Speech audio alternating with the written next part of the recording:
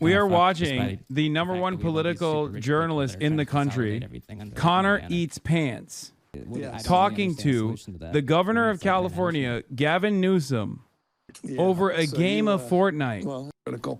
Sometimes you gotta cut people off, bro. Sometimes they sometimes they are mean, they talk behind your back, they're rude, sometimes they commit genocide. It's a couple of different things. It just depends. But yeah, BB I'm not a fan of.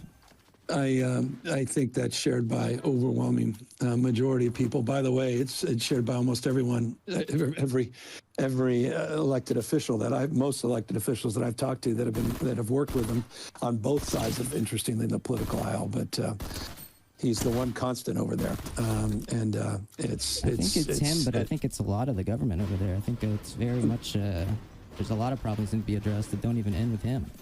I think our support is a bit of a problem. I think our unconditional support's a bit of a problem, and I think for young people especially, it's a huge problem. I understand. No, look, I understand. I mean, it's I've long been a supporter of the state of Israel, but not its current leadership. And I completely understand that sentiment, but I hope we can separate. Just as much as I hate Donald Trump's administration, I still love my country, and that, to me, has always been an important distinction. Yeah, if 85% of the country liked the mass apprehensions and genocide, then yeah, you would have a different opinion. Everybody had equal voting rights, probably. Well, I certainly support two-state solution. That was one of the emphasis. One of the oh my God, Connor is talking about Israel with the governor of California. I think it's the only solution moving forward. And why do you think it's the only solution? Well, I think, this notion of two states is foundational. The ability for people to live their lives and govern themselves, and this idea that he's given up on it, I think, is disgraceful. What does it mean? What does it mean, foundational? Ooh, sorry.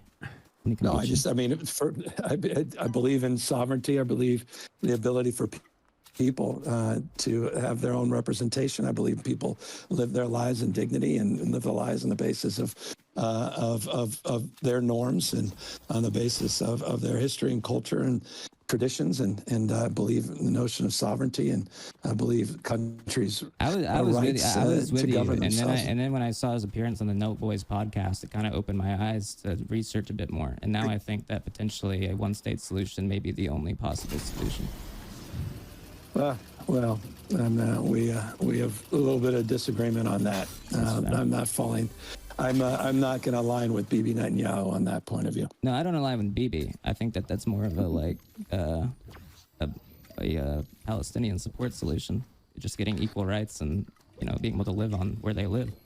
Yeah, well, there's different approaches is to reach that same, at least as you've described it, that same perspective. But I've long believed in two-state solution, and I believe it's the appropriate and preferable path. You think Jared Kushner is going to do a good job? Come on, Jared Kushner is part of this grift, and the idea that he's part of this TikTok deal, and this is, part of the TikTok deal indirectly, I guess. And that's a whole nother conversation about everybody involved. The algorithm's getting worse on there. Now we're all on Instagram Reels. Instagram Reels is kind of taken over, which is crazy. You told me that a few years ago. I wouldn't have believed you. Yeah, well, Zuckerberg's, it's his competition over there at TikTok. But it's interesting. What do you think? Forgive me, I was conflating with Jared, EA, and they've now taken private EA, which is a proud California company. What do you make of that, and the Saudis and everybody involved in that deal? And with EA, was that? Oh, buying EA? They put 55 They're buying billion everybody, dude. They own part of Nintendo now too. At this point, I think it's bad, but I think again that's kind of what I was getting about earlier about just capital in general, everything. It's interesting. What from a gaming perspective? What do you think what it means? From a gaming perspective? Yeah. What do you think? In terms of innovation, what do you think of it? I don't think it'll innovate. I think it'll probably just get more expensive games and more bad games instead of good games. Dude, these guys, okay. Oh, what the? I can't see. What the? Games. Damn, you got owned, Connor. Did you see they made Antifa a terrorist organization? It's difficult to define the organization. It isn't one. It isn't a thing. It's not a thing. Exactly. I was going to sell merchandise as a joke. CA Excel. That was going to be Antifa gaming. That's his username. It's not a joke. What is not a joke is Stephen Miller calling the Democratic Party. Let's please talk about Stephen Miller. I know he's watching. Okay, what do you think? What do you know about Stephen?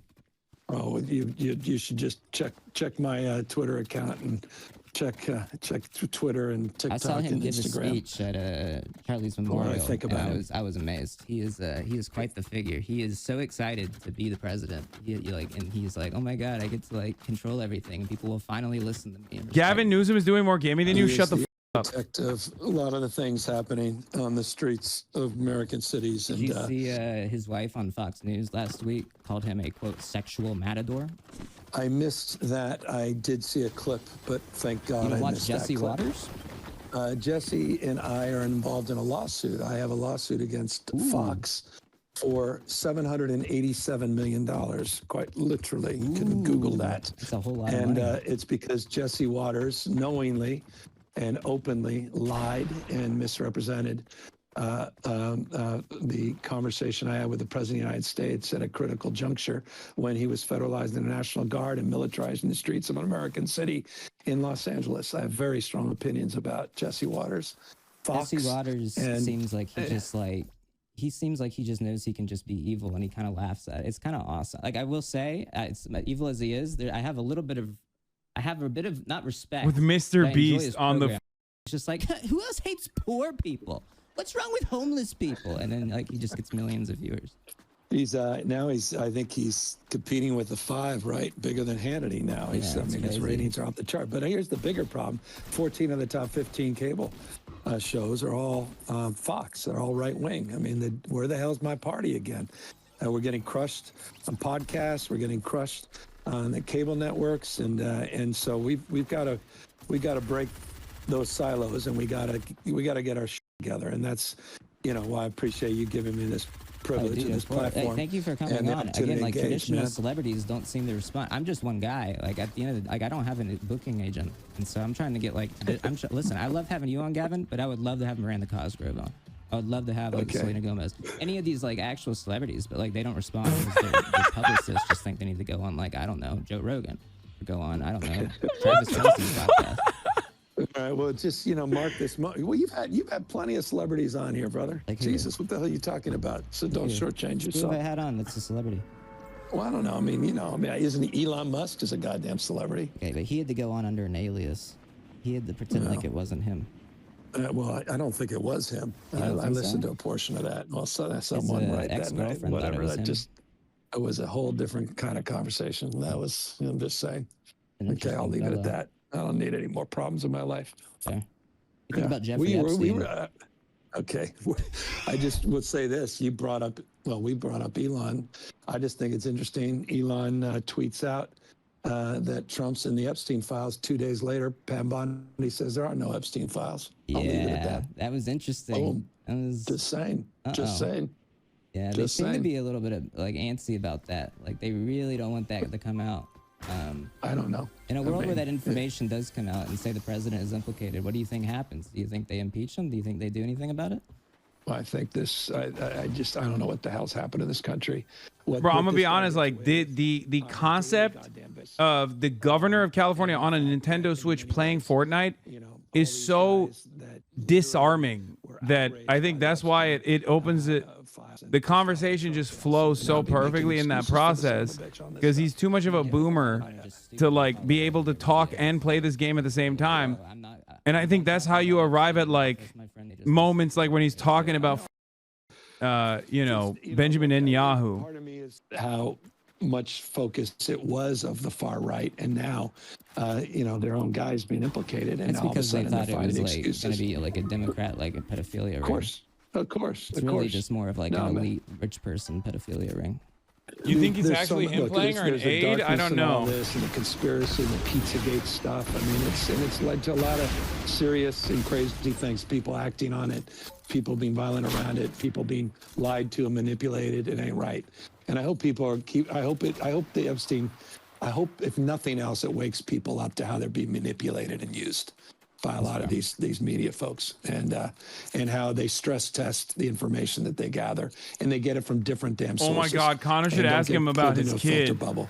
And that's exactly why I go on these right-wing shows. It's why I listen to right-wing media. It's why I know what the hell Jesse Waters says about me. I listen to right-wing media too. I think it's like one of the most interesting things to listen to, because you just kind of like see, like, you can, if you have like a modicum of intelligence, you can just like listen and be like, oh.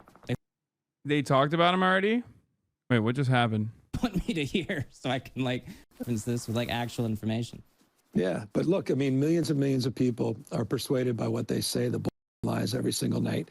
And that's why I'm trying to fight fire with fire. That's why I'm getting back, doing all these all cap tweets and you know. I wasn't effing. He was effing. In this matter. That's why I'm doing these AI videos. I know suboptimal, Connor, from your perspective, which I totally appreciate, and trying to put a mirror up to this absurdity and trying to break through in a communication that's trying to be, you know, have a little bit of humor, because with respect, Democrats need to be, you know, we're not the most, I don't know, entertaining or humorous folks. I think that like, I think it's, I don't even think of it as Democrats. Like, it's just like politicians. Yeah, politicians in general. Like, don't I blame every F on this platform on you. Yeah, I know. Like, I think that's why I like you, is at least you're doing something. And I especially like that it's like getting under Trump's skin. Like, he's obviously very pissed about it. He hates your existence. He hates that you're a guy. Yes.